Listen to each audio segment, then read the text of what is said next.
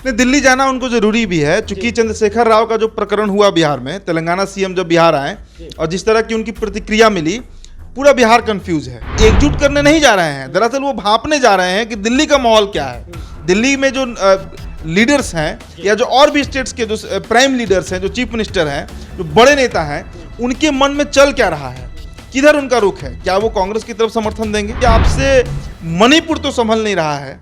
मणिपुर जब आपसे नहीं संभल रहा है तो आप देश क्या संभालिएगा। कांग्रेस कभी भी किसी भी कीमत पर नीतीश कुमार को अपना चेहरा नहीं बनाएगी, समझ लीजिए। कांग्रेस अगर राहुल गांधी को नहीं भी बनाती है तो अपनी ही पार्टी से कोई सीनियर लीडर को ले आएगी। 24 तक हो सकता है कि नीतीश कुमार फिर से बीजेपी में आ जाए, बीजेपी से हाथ मिला ले, कौन जान रहा है। मिशन 2024 के तहत अपने आप की दावेदारी और विपक्षी एकजुटता के बहाने तमाम पार्टियों के मन का मिजाज को जानने के लिए अब नीतीश कुमार दिल्ली का रुख करेंगे। आज जदयू कार्यालय में उन्होंने इस बात का ऐलान कर दिया है कि 2024 में विपक्ष की सभी पार्टियों को एक करके रहेंगे। क्या लगता है, नीतीश कुमार अब बड़ी रणनीति बनाने जा रहे हैं। जो खबर निकलकर सामने आ रही है उदीप जी, 3 से 7 के बीच दिल्ली जाएंगे, पूरी 5 से 7 अभी राष्ट्रीय कार्यकारिणी की बैठक चल रही है, उसके बाद जो दिल्ली जा सकते हैं, इस तरह की खबर आ रही है। क्या लग रहा है? नहीं, दिल्ली जाना उनको जरूरी भी है, चूंकि चंद्रशेखर राव का जो प्रकरण हुआ बिहार में, तेलंगाना सीएम जब बिहार आए और जिस तरह की उनकी प्रतिक्रिया मिली, पूरा बिहार कंफ्यूज है। खुद हम भी कंफ्यूज हैं कि आखिरकार चंद्रशेखर राव कहना क्या चाह रहे थे। वो समर्थन मांगने आए थे या समर्थन देने आए थे? मतलब खुद प्रधानमंत्री बनना चाहते हैं, इसके लिए नीतीश कुमार से समर्थन मांगने आए थे, या नीतीश कुमार को पीएम कैंडिडेट बनाना चाहते हैं, उम्मीदवार बनाना चाहते हैं और उसके समर्थन में वो पटना पहुंचे थे। इस बात को लेकर अब देखिए, जो घटना कल घटी मणिपुर में कुल 6 विधायक जीते थे जदयू के पिछले विधानसभा चुनाव में, और उसमें से 5 विधायक जो हैं वो अब चले गए हैं बीजेपी में।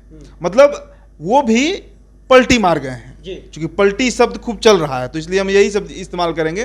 वो 5 विधायक भी जेडीयू से पलटकर बीजेपी में चले गए हैं। पांचों के नाम जरा सा मैं बता दूं। जो 5 विधायक हैं उनमें पहले हैं के जय किशन, एन सनाते, मोहम्मद अछुबुद्दीन और साथ साथ एम खाउटे और थंगजाम अरुण कुमार। ये 5 लोग हैं, ये 5 विधायक हैं मणिपुर के। हालांकि मणिपुर में सरकार भाजपा की है, गवर्नमेंट वहां पर बीजेपी की है, लेकिन पिछले विधानसभा चुनाव में जेडीयू ने इन 6 प्रत्याशियों को टिकट दिया और ये खिलाफ लड़े थे बीजेपी के और जीते थे। और ऐसा नहीं है कि ये पहली बार हो रहा है, इसके पूर्व में भी जेडीयू के कुछ विधायक टूटकर आ चुके हैं, मतलब पिछले विधानसभा का जो टर्म था उसमें। तो मणिपुर की जो घटना घटी कल, ये बहुत बड़ी घटना है और इसका बहुत बड़ा सांकेतिक मैसेज है। अब इस पर ललन सिंह आज सुबह प्रतिक्रिया दिए हैं। ललन सिंह का कहना है कि भाजपा ने खरीद फरोख्त की। तो अब इस पर संजय जायसवाल जो है बीजेपी के प्रदेश अध्यक्ष, वो कह रहे हैं कि अगर खरीद फरोख्त किया गया तो आप बताइए कि आपने राजद को कितने में खरीदा। मटिहानी से जो विधायक थे राजकुमार, जो जीते थे लोजपा के टिकट पर, वो तो अपने मन से गए थे जेडीयू में, उनको आपने कितने करोड़ में खरीदा, ये सवाल उठाया जा रहा है संजय जायसवाल की तरफ से। तो वार और आरोप प्रत्यारोप का जो दौर है वो बिहार में चल रहा है। लेकिन दिल्ली दौरे की अगर आप बात करिए, आपका सवाल जो है और हमारा चर्चा का जो केंद्र बिंदु है वो वही है कि भाई दिल्ली यात्रा क्यों। देखिए, दिल्ली राजधानी है और दिल्ली ही पहुंचना अंतिम ध्येय है नीतीश कुमार का या उनकी पार्टी का। हालांकि औपचारिक तरीके से नीतीश कुमार ने कह दिया है कि मैं प्रधानमंत्री पद का दावेदार नहीं हूं, लेकिन उन्हीं के पार्टी के ग्रामीण विकास मंत्री श्रवण कुमार क्या कहे अभी परसों, उन्होंने कहा कि 2024 में लाल किले की प्राचीर से नीतीश कुमार झंडा फहराएंगे, एक बिहारी झंडा फहराएगा। उनके पार्टी के कई नेता, संजय सिंह का आप बात कर लीजिए, कई नेता हैं जो बार बार ये बात कह रहे हैं। तो इस बात से हम कैसे इनकार करें कि उनका अभिलाषा नहीं है नीतीश कुमार का पीएम बनने के लिए। अब दिल्ली जा रहे हैं, दिल्ली उनकी 3 दिवसीय यात्रा है, जो अभी तक खबरें आ रही हैं। वो 3 दिवसीय यात्रा इसी बात को लेकर है। ये एक सिंबॉलिक मैसेज होगा, एक सांकेतिक संदेश होगा, जिसमें नीतीश कुमार ये बीजेपी को दिखाना चाहेंगे कि हम अब केंद्र में हैं और हमारे द्वारा लगातार जो संपर्क है पार्टी, देश की तमाम राजनीतिक पार्टियों की तरफ से, मैंने नाम भी गिनवाया है, कई बार गिनवाया है।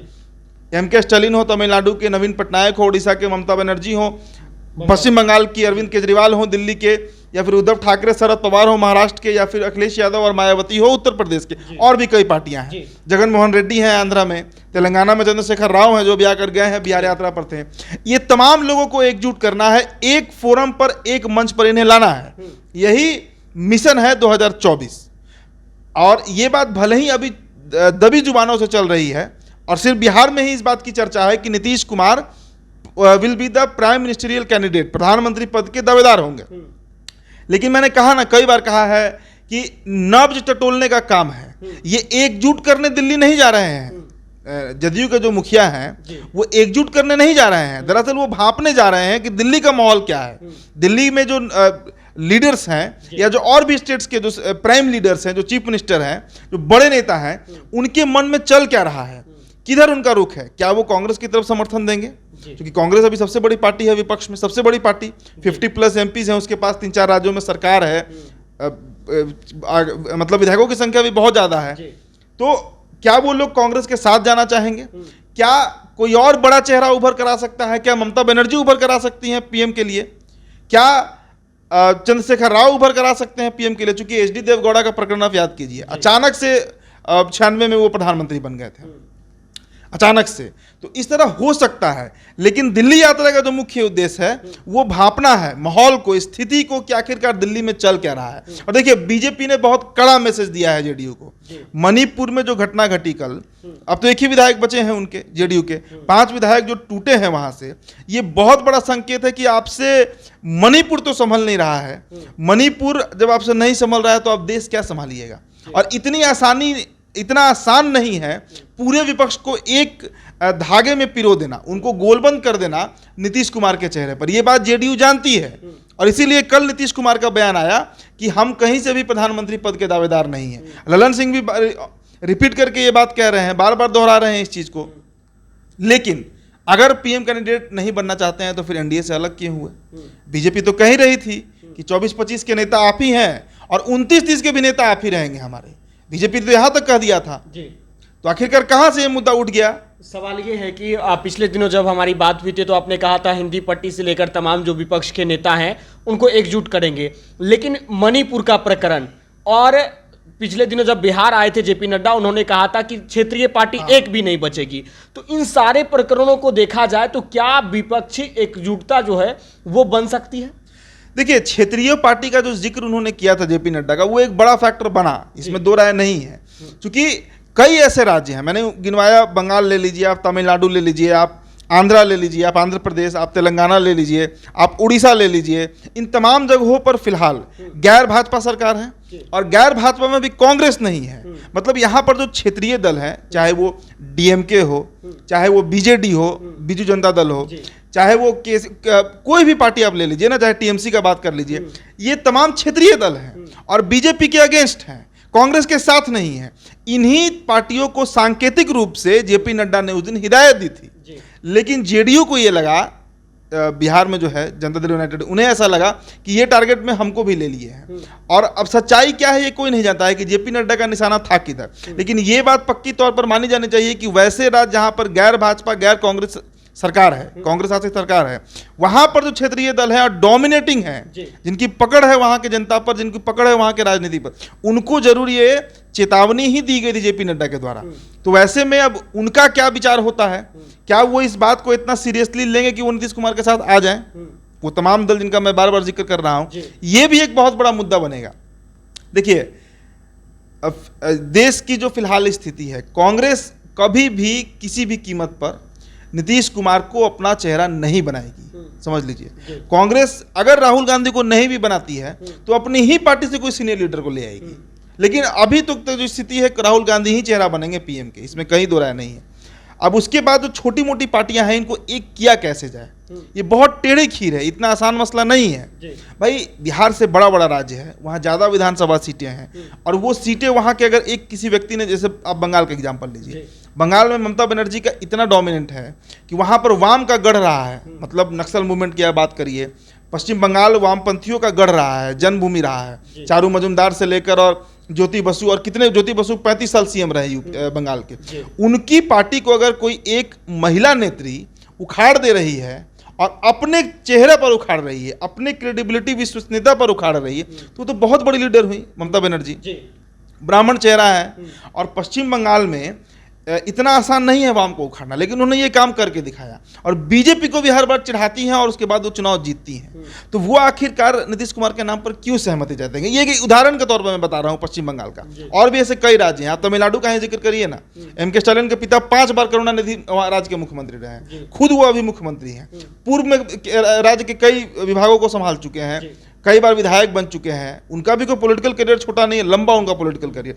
तो बहुत तरह के मसले हैं। इन सभी बातों को बताया ना मैंने, टटोलने के लिए जा रहे हैं नीतीश कुमार और वहां का थोड़ा सा स्थिति भापेंगे। ललन सिंह भी होंगे ही वहां पर। ज्यादा क्या लगता है कि सोनिया गांधी से भी मुलाकात हो सकती है, क्योंकि विपक्षी एकजुटता की बात है, बिहार में कांग्रेस साथ है और लगातार ये बात कर रहे हैं कि 2024 में जवाब देंगे, कांग्रेस का होना जरूरी है साथ। क्या लगता है? देखिए, सोनिया गांधी से मुलाकात हो भी सकती है, ये कोई बहुत बड़ा मसला नहीं है अब आज के समय में। नीतीश कुमार की जब फोन पर बात हुई ही थी 8 अगस्त को, 9 अगस्त को सरकार गिरी, 8 अगस्त को सुबह हमने वो खबर भी चलाया था, तमाम मीडिया चैनल्स में वो खबर चले थे कि सोनिया गांधी से फोन पर वार्तालाप हुई है नीतीश कुमार की। तो ये कोई बहुत बड़ा मसला नहीं है कि सोनिया गांधी से अगर मुलाकात नीतीश कुमार की हो जाए, लेकिन बात क्या होगा, बात डील क्या होगा और वो फाइनल कितना होगा, और फाइनल के बाद उसका इंप्लीमेंटेशन, उसको जमीन पर उतारा कितना जाएगा, वो सबसे टफ काम है। वर्बली तो कोई भी कुछ बोल सकता है, कोई भी बात हो जाता है, लेकिन 24 का प्रारूप असली में क्या होगा, इस पर किसी भी तरह का भविष्यवाणी या टीका टिप्पणी करना अभी बहुत जल्दीबाजी होगी, अतिशयोक्ति होगी। इसलिए समय का इंतजार किया जाए।